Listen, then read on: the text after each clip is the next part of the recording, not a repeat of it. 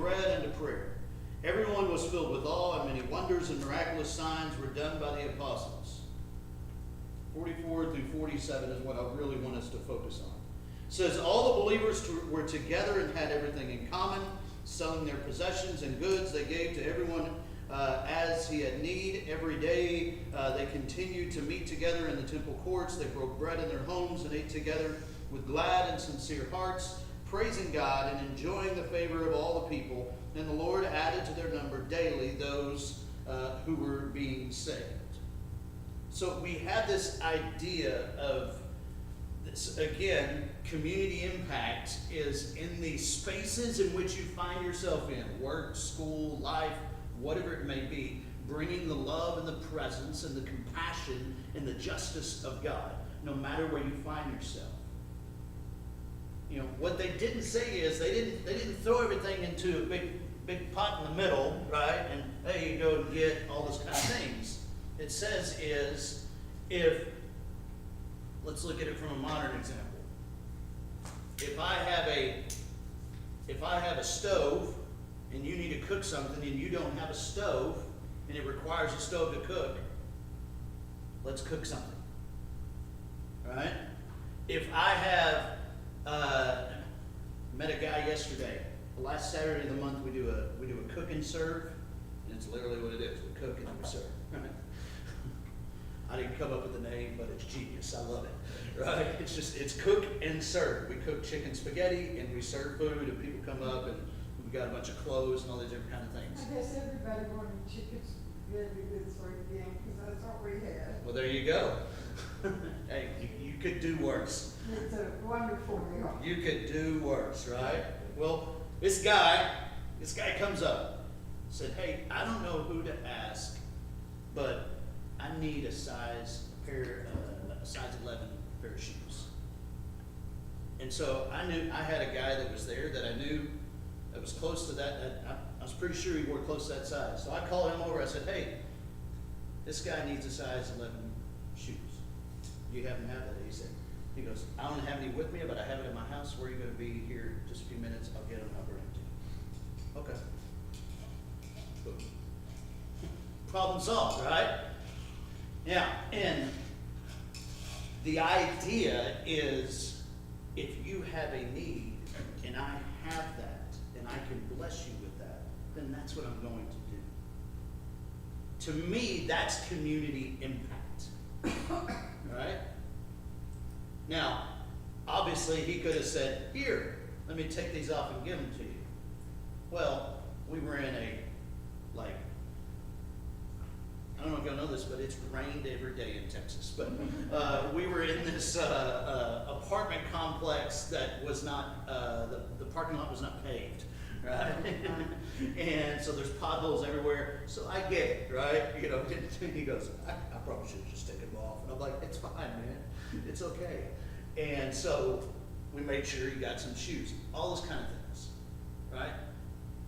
The impact is not just that guy now has a pair of shoes. The impact is somebody saw him and somebody heard him and somebody had compassion on him and somebody blessed him with it. What starts off as a pair of shoes becomes even bigger, right? Starts off as just a pair of shoes. We found out that he'd been walking around with actually wearing, the best he could get was a size 9. And he wears 11. And they were so tight on his feet. You know, all these kind of things. And so, yeah, he was uncomfortable. So we made sure things were good for him. We made sure that he had what he needed. Let's look at Jesus' example. Y'all know about the interaction in John chapter 4? Everybody remember what's in John chapter 4? There's a woman, there's a well, right? And yes, pages of my Bible fall out. Just carry on. There's a lot that goes on in John chapter 4 because it's more than just some woman at the well, right? It's a Samaritan woman. first-class citizens, there were middle-class citizens, there were lower-class citizens, and then there were Samaritans.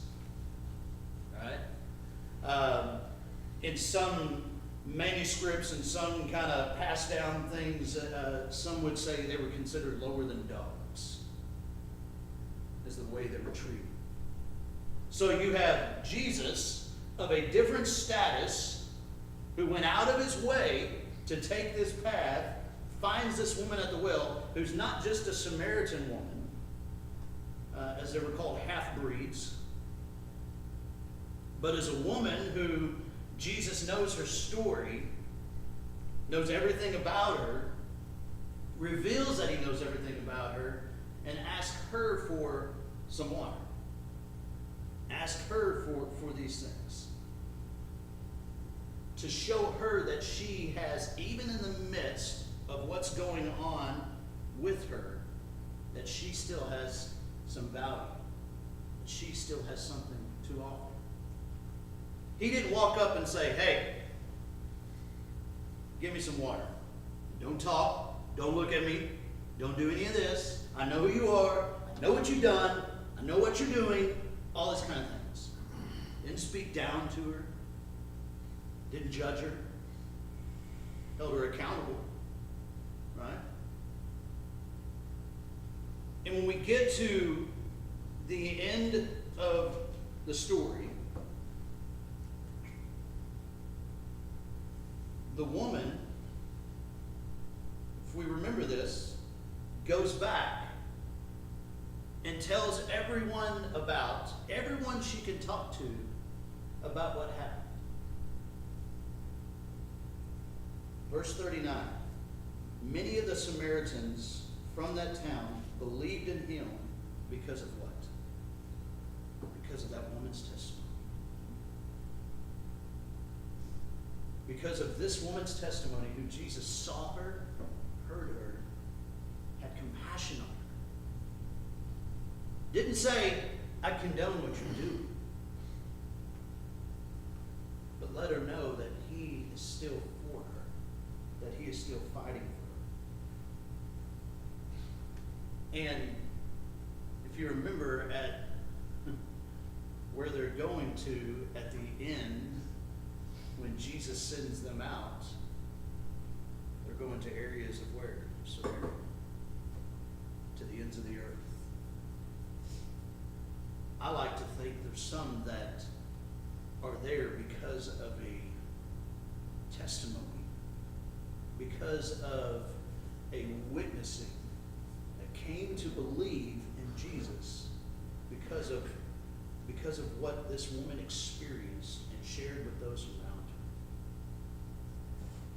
her. And a whole community that had been considered lower than dogs, that had been considered nothing, were shown love and compassion. Were shown that they matter. I mean, obviously we have Luke 10, the Good Samaritan. Right? And we have that, how the outcast are dignified. How it challenges all in both of these stories, how injustice is challenged. And in many ways, it's not even just dignified the outcast of the one who's beat up on the side of the road, right? The one who helps them is also an outcast. And it's always this move toward the hurting. Always this move toward the hurting. That doesn't mean it's not for those who are not hurting. Doesn't mean that God is not for them. A friend of mine shared another video. I get videos shared to me all the time. I don't know why. I guess it means I'm on my phone too much. So maybe that's confession time.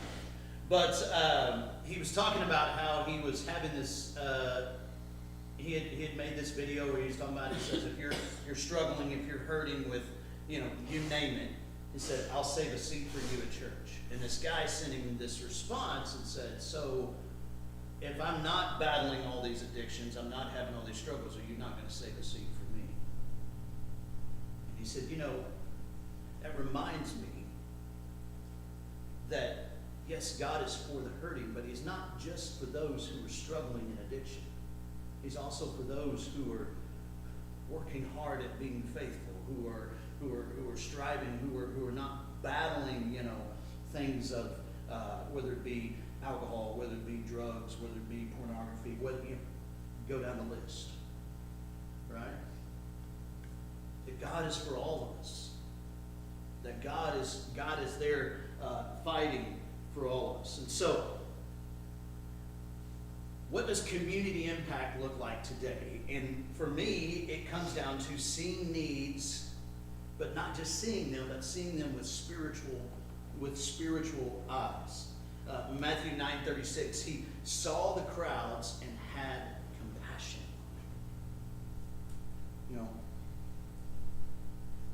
I want you to think about, in this community, in the communities in which are represented here, who is being overlooked? Who is not being seen? Right? And I'll tell you, if we don't know, we need to get close to that. Because getting close to those reveals those needs. Getting close and having concern and having compassion, and having this consistent, invested interest, again, in bringing about transformation, all these kind of things, seeing people where they are, seeing them in what they are dealing with, and having compassion on them. Being close reveals real needs. Being close reveals real needs. Serving faithfully with what you have. Mark 6:37. You give them something to eat. Right? You have food, give them something to eat. We have people in our ministry. It's really funny, the cook and serve. I didn't start this. I joined up with it earlier this year. I don't know how this happened. There's a flyer going around the community with the cook and serve, and then my number is on it. I don't know how. To which the guy that runs it, he goes, "Well, it's all yours now." I said, No. I've got a whole lot of other things going on right now, right? I said, I don't mind helping with that. And so in the midst of that, we have now, I said, okay, if I'm going to have some level of involvement, right? I said, do I have any control? Do I get to take home chicken spaghetti? No. We make sure we serve all the chicken spaghetti, right? But in the midst of that, I had this guy that started going around with me and serving the homeless. And I think I mentioned him before. He's blind. And he literally, we got there before the tables were set up, which I admit is a first for me. I'm usually running in, dashing in just in time. But we got there before everything is set up, and I told him, I said, I'm going to set your chair up right here, and we will set up around you. And so, because I know this is usually where we put the tables. And his job is, we have these bottles of water that we put in bags. And so if there's 4 people, we'll put in 4 bottles of water. And he just reaches it, he puts in bags, and then he hands up, and he smiles and says, y'all have a good day. Serve faithfully with what you have. Right? That was Jesus' MO throughout his whole ministry. Yeah. He always picked people that us thinking people would say, why did he pick her? Why did he pick him? Example, Legion. Yeah. He sent Legion back into the community. Why would he send somebody that had been causing so much chaos for so many years back into, I guess, just to show that he wasn't going to cause chaos anymore? Yeah. Yeah. And Calvin is his name. Calvin used to live down in Florida and was homeless. Now he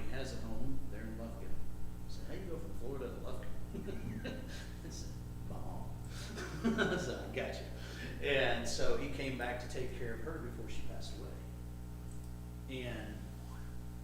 And also, in the midst of all of this, he's been battling cancer. He gets rides to go to cancer treatments. And he told me yesterday, they told him at his last appointment that he had his last treatment. And so he has a follow-up in September to make sure everything is good.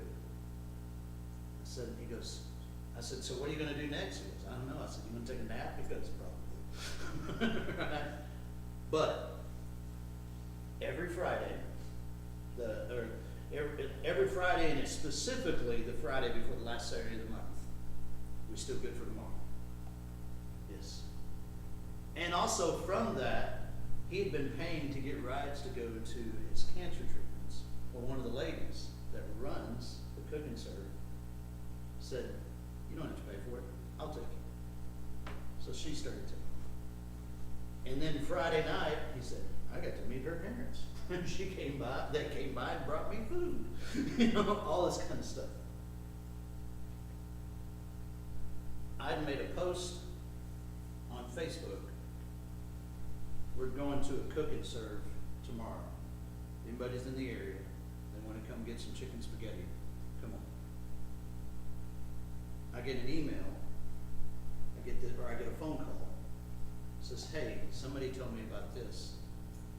I just actually like to come and help.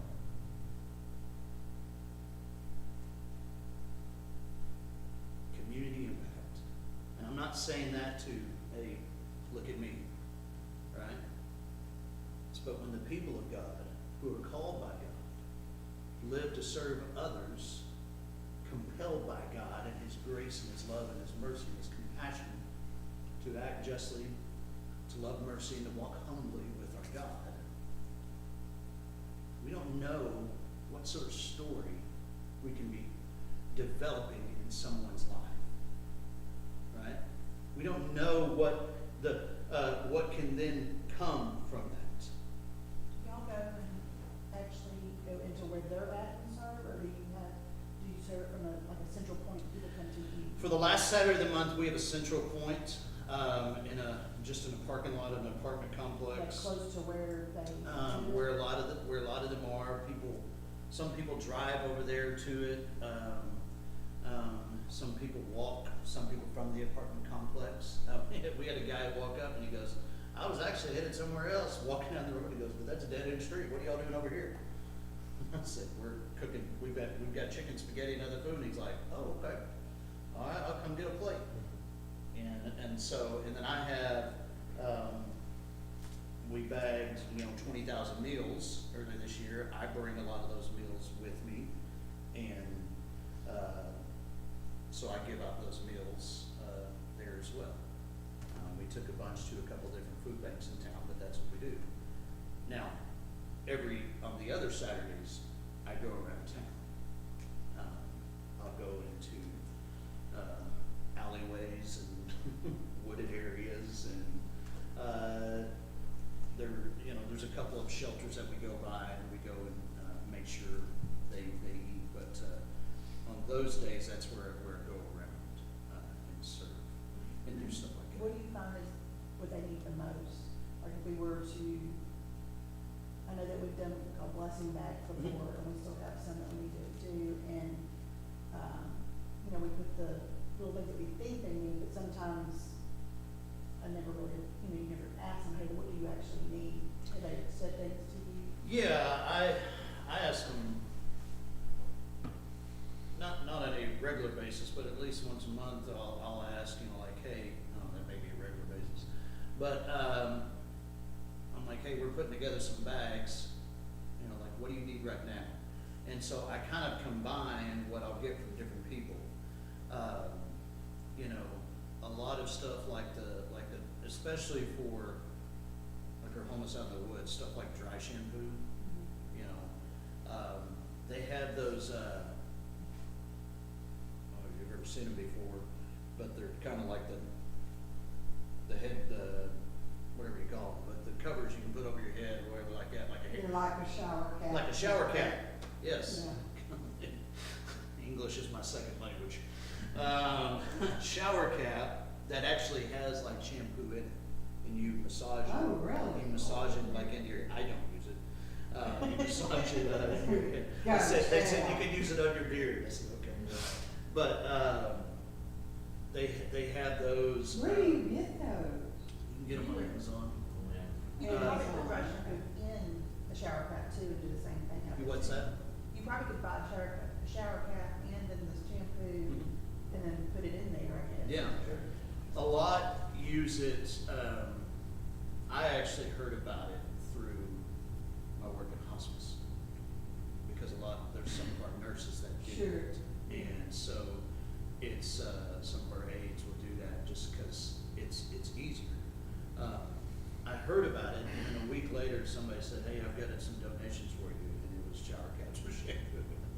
I was like, okay, God, I got it. So, but it's stuff like that because it's just easier. And obviously, like toothbrush and toothpaste, things that, not things in bulk, obviously, but obviously a little bit bigger than, like what I had in my room last night, like the hotel. I mean, they're fine and all, but you need a lot of those to meet a need and stuff. So because I'm obviously, too, I'm aware of what I'm giving out, that I want it to be something that can be easily disposed of to, right?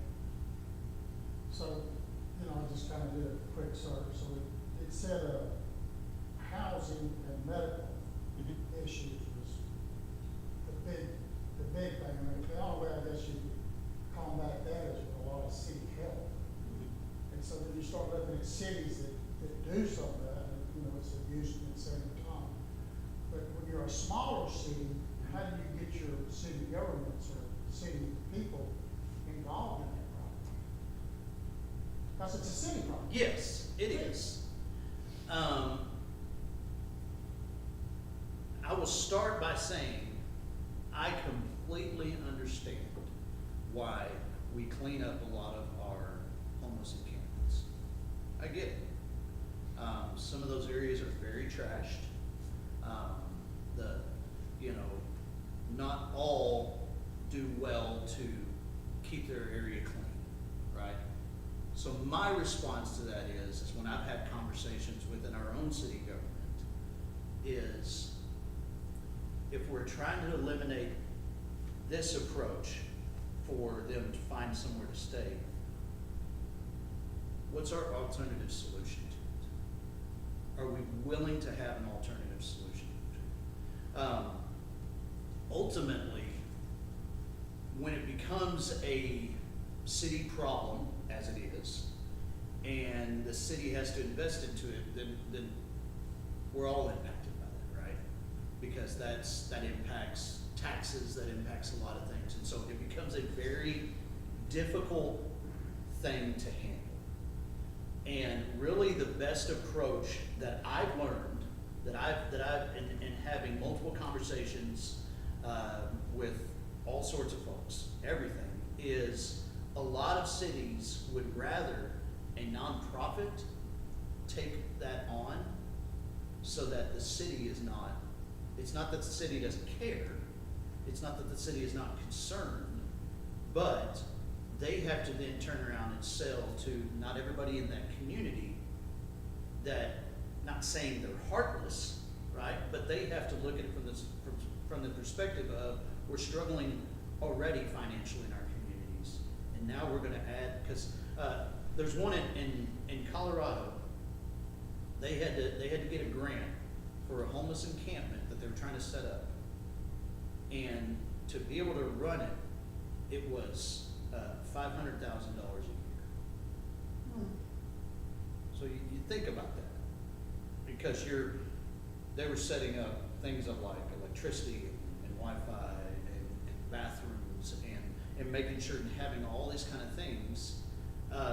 They ended up closing that encampment.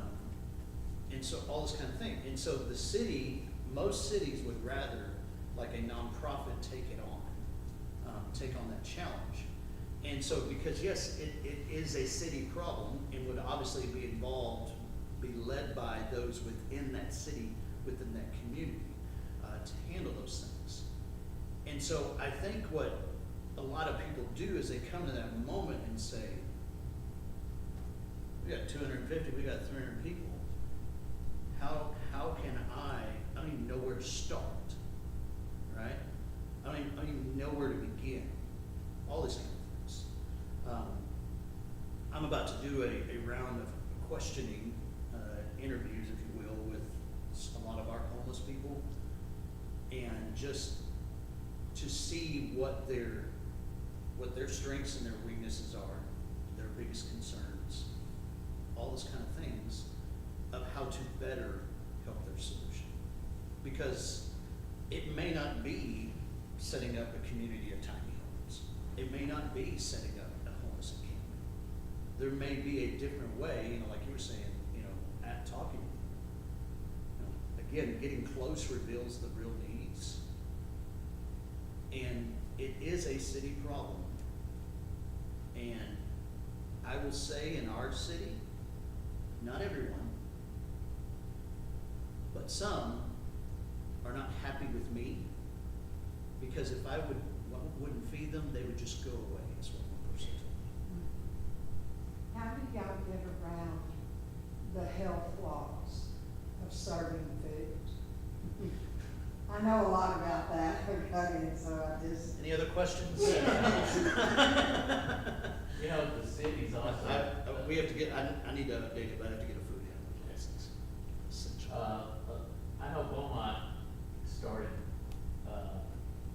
cutting down on, in different places where they could stay, so some other place, had helped, and actually some sponsors helped them get a spot so that the homeless could camp out there. When now, people that live in that area are complaining because of the noise, the smell, this, that, and the other. And, so no matter what you do, don't think that it's gonna be over with, you just have to pray about it and hope that you help some. Yeah, and obviously, the best solution that I've found is outside of city limits. There's, I don't know if you've ever heard it in Austin, there's Community First Village. I invite you to look it up someday. It is quite an operation. Actually, the guy that founded it, he wrote a book, not about that, but just kind of about his life experience leading up to it, everything, and it's titled Welcome Homeless, but the LESS is marked out, And so, I mean, you can actually go and stay there. They have a bed and breakfast on site. They have a grocery store. They have a community garden. Everybody has kind of their own space, different things. He tried to build it multiple times, and it come very close within city limits. And he was essentially told, not in my backyard. And so if you are on the airport side of Austin, and you go about from that door to where the city limit sign is and where you're sitting, that's where their property begins. And along that city limit sign is a group of fences where it's people's backyard. I kind of laugh at that part a little bit, but he has purchased all this property, and they have tons of acres out there. They started as a food truck. I admire what you do. I don't know how, I do prison ministry, and my guys have housing, have medical.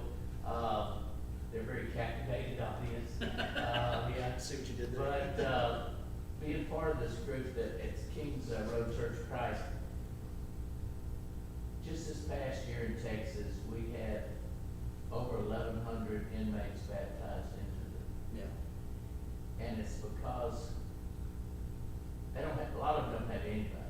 Right. They don't have anybody in there. And if they get a letter from church saying that they'll provide them with some type of Bible study questions and readings and stuff, they grasp at it, they want it. And it seems a lot easier to me from talking to you. I kind of, there's nothing to brag about because you're really out there where you don't have That's right.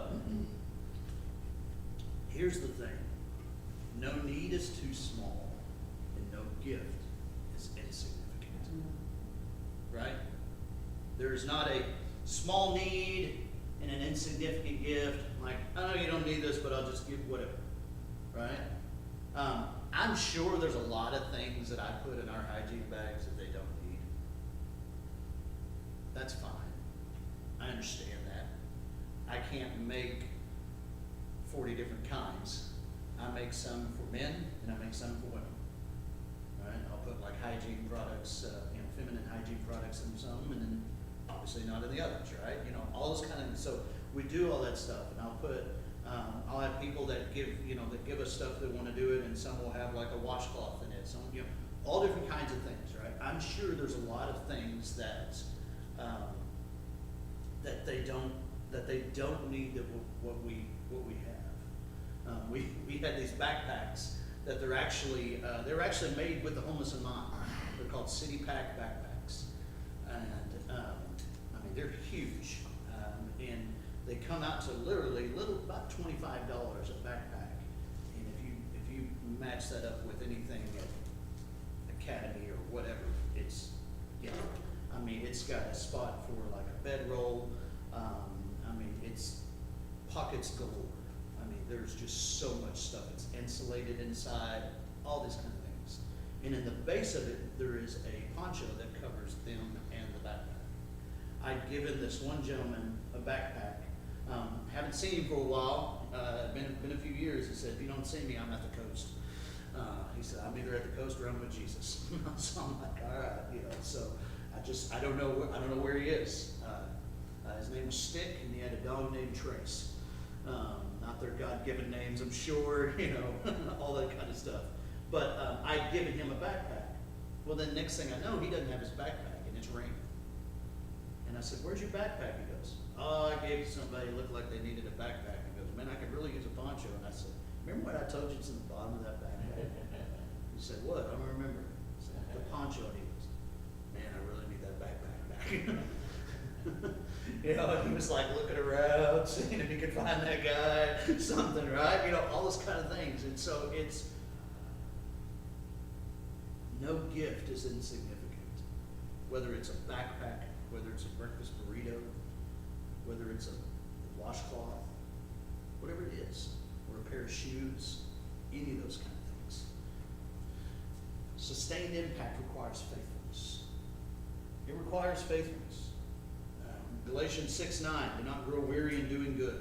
Long-term love is what transforms. Because I guarantee you this, no matter what you may think of doing in your community, if they see you once or twice a year, that's fine. But do you really care? I know that may sound mean or rude, but if you show up a few times a year, do you really care? Because from their perspective, I've done my good deed. Right. I've shown up. You're like, okay, we'll do something on Thanksgiving. And it's great to do something on Thanksgiving. It's great to do something on Christmas. But what are you doing every other month? What are we doing in other times? Showing up again and again builds trust and opens up doors to minister, to serve, and for you to be ministered to, for you to be blessed. Long-term love transforms. And so, I want to ask these questions. I want you to think about it. What are 3 real needs in your community right now? Yeah, I'm almost done. 3 real needs in your community right now. Think about those things. And what is one simple act of service you could do this coming month? I won't say this month, it's almost over, right? This coming month, what is one simple act of service you can do? And we talked about it earlier, Mike. Who are those you can partner with? We're a small ministry. We have a small volunteer base. We do a lot of stuff, yes. But I tell people, I'm not trying to reinvent the wheel, I want to be a spoke in the wheel. And so we look to partner with others. We have some that help with getting a room for the night and help with doing all these kind of things. And so when people ask me, I say, here, let me reach out to them and try to do this. Now, I will tell you, not to discourage you, but when you don't, or when you are unable to help someone, it is a very tough thing. It's a very hard thing. But you can also, it's not just hard in the sense of like, man, I really wanted to help them. But sometimes it's hard in the honest response from those that you don't help. I don't know why I still have it on my phone, but I still have a text message that reminds me of why we do what we do, and why, and to know that people are hurting. I'm a card-carrying member of the You're Ungodly Club. You know, you call yourself a Christian, you don't do this. I have a text where I was cussed out. That's fine. Still pray for them. And I just know that at the surface of it, they're still hurting, happy. Because also when you get really close and you just get real needs, well, some real things start happening. And some real honest assessment needs to happen on a personal level for a lot of people. Because my goal is not just to hand people bags of hygiene and a burrito. My ultimate goal is for spiritual transformation. Is for people to not just survive, but to thrive. And sometimes that can get really ugly. For obvious reasons, I won't read the text out loud. Right? But it can get really ugly. But it can get really amazing too. When I walk Calvin over there to sit in his chair to hand out his bottles of water, and when Calvin puts his arm inside mine and says, how many are standing over here? And he hands them burritos. It can be really amazing as well. Let's pray. Father God, we thank you. God, we desire to be your hands and feet. God, give us the courage to stand. Give us the courage to speak confidently and boldly. Give us the courage to see and hear that no matter what may be going on in someone's life, that our desire is to bring your peace and your love and your comfort.